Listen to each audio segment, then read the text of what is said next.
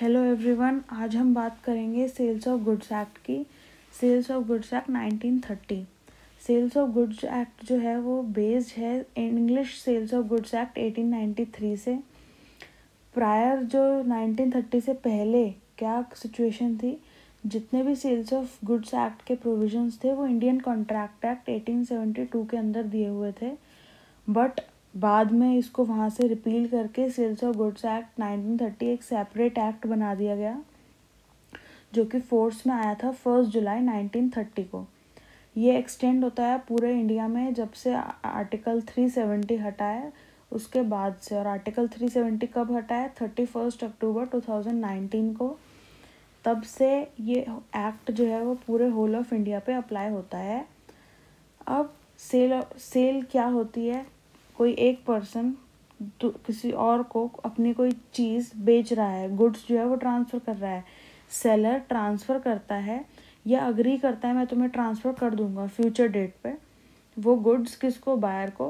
किसके अगेंस्ट? कुछ प्राइस के अगेंस्ट। बायर जो है वो सेलर को कुछ प्राइस देगा, जिसके बदले में सेलर जो है वो गुड्स को ट्रांसफ़र कर देगा बायर को परमानेंटली। वो कुछ भी राइट्स जो हैं वो रिजर्व नहीं रखेगा उस प्रॉपर्टी में, उस गुड्स के अंदर, और वो बायर को दे देगा। फिर जो भी राइट्स होंगे वो बायर के होंगे। तो सेल जो है वो सेलर के राइट्स को एक्सटिंक्ट करती है और बायर के राइट्स को क्रिएट करती है। बट सेल जब तक पूरी कंप्लीट नहीं हो जाती तब तक सेलर के भी कुछ राइट होते हैं। जैसे उसको प्राइस जब तक नहीं मिलता तो वो प्रॉपर्टी को रिटेन कर सकता है या कंपनसेशन क्लेम कर सकता है। सपोज़ पूरा सेल एग्जीक्यूट नहीं हुई थी, उससे पहले ही बायर सपोज़ इंसॉल्वेंट हो गया, तो सेलर क्या करेगा? वो रीसेल कर सकते हैं अपने गुड्स को। ज़रूरी नहीं है वो जो इंसॉल्वेंट बायर था वो उसी को दे। तो सेल के अब आगे कुछ एसेंशियल्स हैं। क्या क्या? जैसे सेल में हमेशा 2 पार्टीज़ होनी चाहिए, बायर और सेलर। 2 पार्टीज़ होंगी तभी सेल हो पाएगी, नहीं तो नहीं हो पाएगी। एक पर्सन अपने आप को ही प्रॉपर्टी नहीं बेच सकता, एक्सेप्ट उस केस के अंदर जब वो को ओनर हो। सपोज 2 पर्सन है, राम और श्याम दोनों ने बराबर बराबर एक कार खरीदी है पार्टनरशिप में। अब राम जो है वो श्याम से वो जो 50% की पार्टनरशिप थी उसकी कार की वो खरीद लेता है। तो ये एक तरीके से इसका एक्सेप्शन है। इसमें 2 पार्टीज तो हुई नहीं ना, वो खुद ही खरीद रहा है और वो खुद ही को ओनर भी है उस चीज़ का। सेकंड है कि ट्रांसफ़र ऑफ ओनरशिप। ओनरशिप इसमें परमानेंटली ट्रांसफ़र हो जाती है। ऐसा नहीं है कि आप सिर्फ पोजेशन दे रहे हैं सामने वाले पर्सन को, बायर को सिर्फ पोजेशन नहीं जाता, सिर्फ ओनरशिप चली जाती है। उसके बाद बायर उस प्रॉपर्टी के साथ कुछ भी कर सकता है। वो चाहे डिस्पोज ऑफ करे, फर्दर ट्रांसफ़र करे, लेंड करे, मॉर्टगेज करे, रीसेल करे, कुछ भी कर सकता है। सब्जेक्ट मैटर क्या है इस एक्ट का? ये एक्ट किन चीज़ों पर अप्लाई होता है? ये एक्ट गुड्स पर अप्लाई होता है। और गुड्स कौन से? Movable property. जब भी सेल्स ऑफ गुड्स एक्ट की बात आएगी तो ये sales of goods act movable property पर ही अप्लाई होगा, अदरवाइज और किसी प्रॉपर्टी पर, in the sense immovable property पर अप्लाई नहीं होगा। मूवेबल प्रॉपर्टी मीन्स अगर किसी खेत के अंदर शुगर केन लगी हुई है तो जब तक शुगर केन खेत में लगी हुई है तब तक वो इमूवेबल प्रॉपर्टी है। बट जैसे ही फार्मर ने उसको वहाँ से सीवियर कर दिया तो वो मूवेबल प्रॉपर्टी बन जाएगी और वो सेल के लिए एलिजिबल हो जाएगी वो प्रॉपर्टी, वो गुड्स। सपोज़ कोई फ़ैन है, फ़ैन सीलिंग से अटैच है, जब तक वो फ़ैन सीलिंग से अटैच है तो वो तब तक वो इमूवेबल प्रॉपर्टी कहलाएगी, मूवेबल नहीं कहलाएगी। और जैसे ही वो सीलिंग से सीवियर करा इलेक्ट्रिशियन ने उसको, उसके बाद से ही वो मूवेबल प्रॉपर्टी बन जाएगी और वो सेल हो सकती है। इसके बाद है कंसिडरेशन। जो सेलर है उसको एक एडिक्वेट अमाउंट ऑफ प्राइस मिलता है किसके अगेंस्ट? वो गुड्स के अगेंस्ट जो वो बेच रहा होता है। और लास्ट है कि जो भी कॉन्ट्रैक्ट के एसेंशियल्स हैं वो सब होने चाहिए इस कॉन्ट्रैक्ट ऑफ सेल के अंदर ही, तभी सेल प्रॉपर वैलिड सेल मानी जाएगी, अदरवाइज नहीं मानी जाएगी। जैसे कोई फ्रॉड नहीं होना चाहिए, कॉम्पिटेंट पार्टीज होनी चाहिए, वही कॉन्ट्रैक्ट कर सकती हैं, लॉफुल ऑब्जेक्ट और लॉफुल कंसिडरेशन होना चाहिए। तो ये सारी चीज़ें होनी ज़रूरी हैं एक कॉन्ट्रैक्ट के अंदर।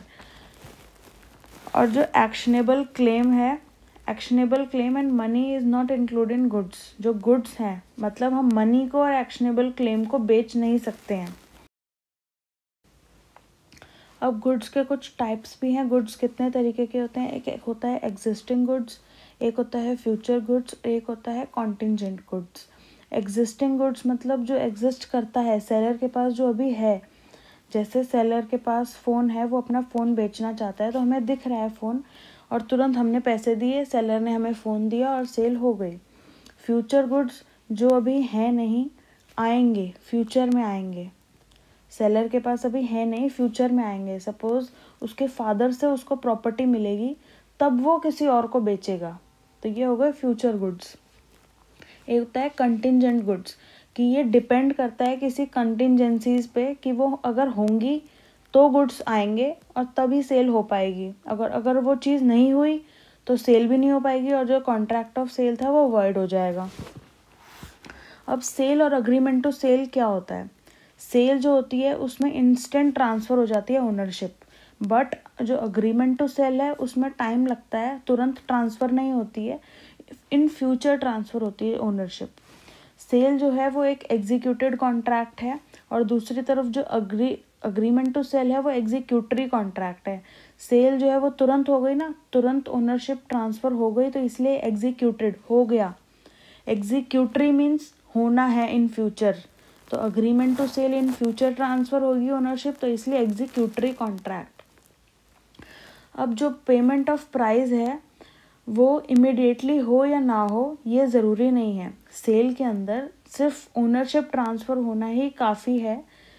प्राइस उसी टाइम दे रहे हैं, इंस्टॉलमेंट पे दे रहे हैं, इन फ्यूचर डेट में देंगे, वो इमेटीरियल है, वो मायने नहीं रखता। बट इंस्टेंट ट्रांसफ़र हो जानी चाहिए ओनरशिप सेल के अंदर, तभी वो सेल मान ली जाएगी।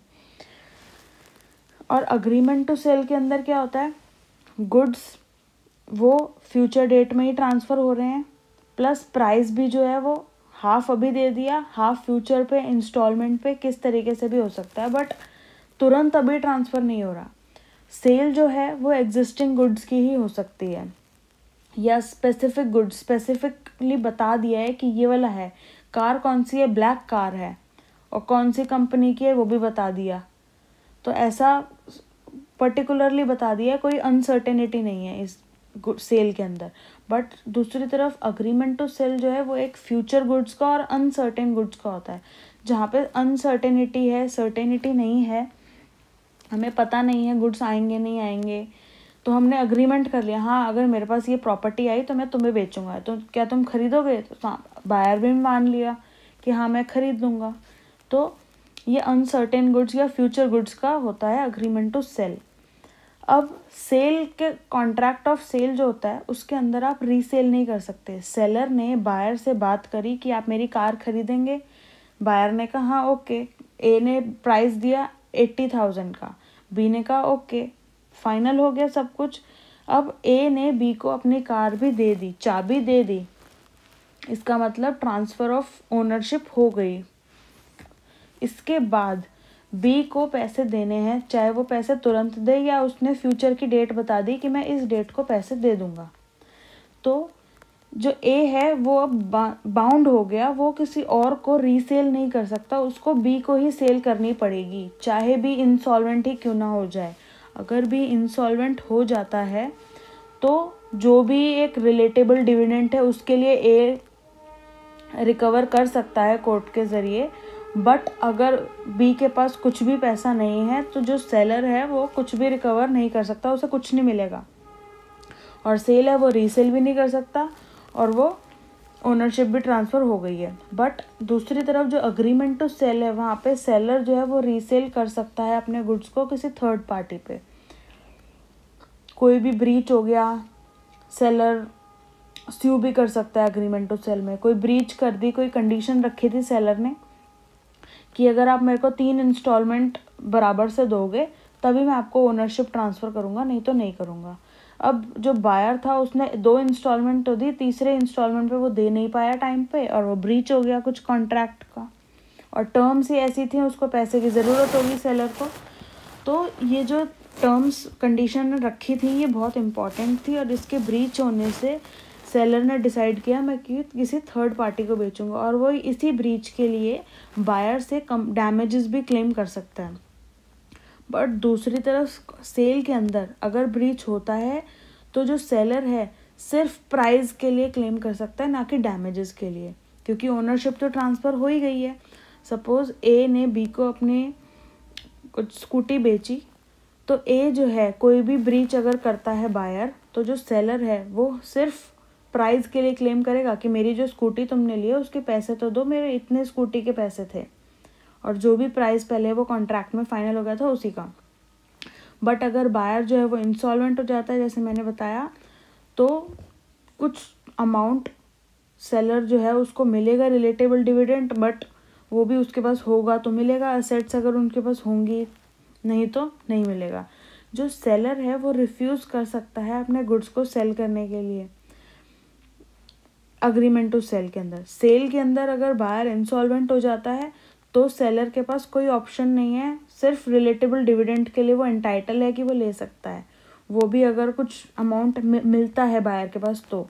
बट अगर अग्रीमेंट टू सेल के अंदर बायर इंसॉल्वेंट हो जाता है तो जो सेलर है वो मना कर देगा कि मेरे को गुड्स तुम्हें बेचनी ही नहीं है, मैं किसी और को बेचूंगा, किसी थर्ड पार्टी को। वो ये डिसाइड कर सकता है कि मैं ये गुड्स को रीसेल करूँगा और मैं रिफ्यूज़ करता हूँ इंसॉल्वेंट बायर को सेल करने के लिए।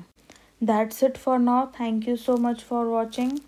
Please like, share and subscribe.